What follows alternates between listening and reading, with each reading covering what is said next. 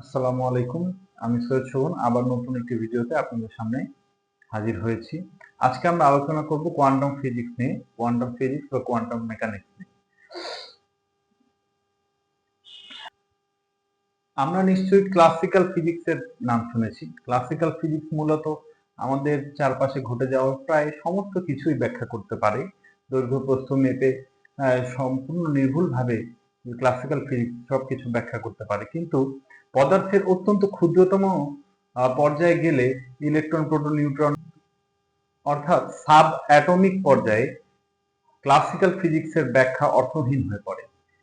এর কারণ মূলত বিভিন্ন বিজ্ঞানীরা যখন অত্যন্ত ক্ষুদ্র পর্যায়ে ইলেকট্রনকে ব্যাখ্যা করতে যায়, তখন দেখা যায় যে ইলেকট্রন দুই ধরনের আচরণ, দুই ধরনের ধর্ম প্রদর্শন করছে। একটা হলো কণা ধর্ম আর একটা হলো তরঙ্গ ধর্ম। বিজ্ঞানীরা এখানে এসেই অবাক হয়ে গেছেন যে তাহলে কি সবকিছুই তরঙ্গ? পার্টিকেল বলতে কিছু নেই?